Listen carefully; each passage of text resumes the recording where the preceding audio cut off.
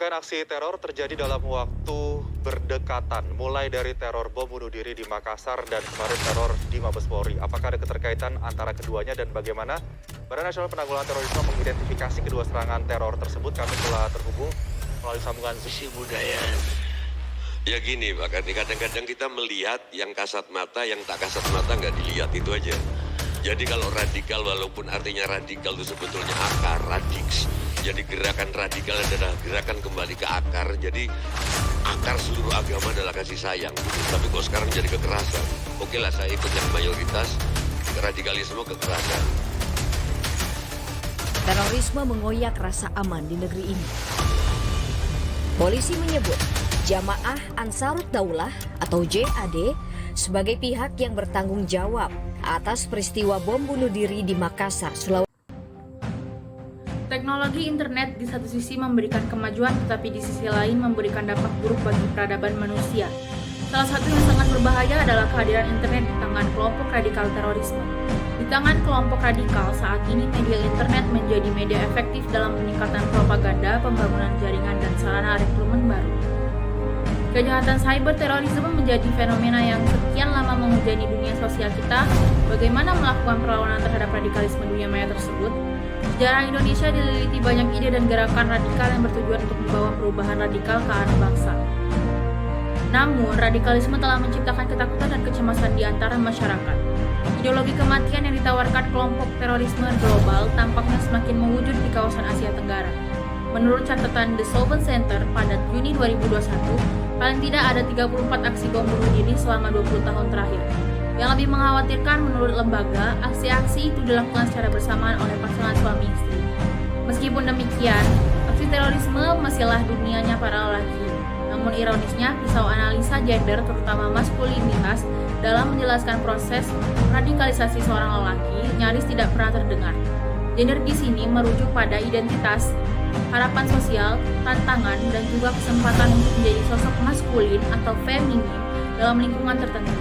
Ia adalah sebuah perilaku dan sikap yang harus dipelajari, dipraktikkan berdasarkan konstruksi sosial tertentu. Sedangkan radikalisasi itu adalah sebuah proses seseorang untuk kembali pada nilai akar atau radiks yang cenderung sudah tidak umum lagi di masyarakat. Jadi sebuah istilah radikalisasi itu bermakna netral. Radikalisasi adalah cara berpikir keagamaan tertentu yang akan membahayakan keamanan diri, keluarga, komunitas, dan negara. Sebagai sebuah proses, radikalisasi pun tak luput dari aspek gender. Hal ini karena seorang lelaki bukan secara alami lahir untuk condong menggunakan kekerasan, seorang perempuan pun tak secara alami pula akan lebih cintai damai dari lelaki. Radikalisme pada dasarnya langkah ekstrim untuk dapat penerimaan sosial dan pembenaran sosial, nilai maskulin yang diyakini para lelaki di kalangan subkultur lelaki. Masa pandemi COVID-19 ini di mana orang lebih sering tinggal di rumah dan sering iseng mencari hiburan dan informasi di medsos membuka peluang munculnya proses manipulasi maskulin yang toksik, beracun kepada para lelaki yang sedang galau mencari jati diri kelakiannya. Melonjaknya kasus COVID-19 dengan varian barunya juga dibarengi melonjaknya penangkapan teroris oleh Densus 88. Menurut salah satu petinggi Densus 88 mengatakan mereka yang tertangkap saling berhubungan melalui dunia maya seperti dalam kasus bom Makassar dan penangkapan di Papua baru-baru ini. Mereka banyak belajar agama dengan Syekh Google atau menjadi anggota jamaah pengajian YouTube dan Facebook. Tepatlah jika sejarawan UGM Profesor Dr. Kunto Wijo menyebutkan fenomena ini dengan istilah Muslim tanpa masjid, yaitu mereka belajar Islam secara sepotong-sepotong, meloncat-loncat, serba hitam putih, dan sering melupakan konteks sejarah dari sebuah teks keagamaan.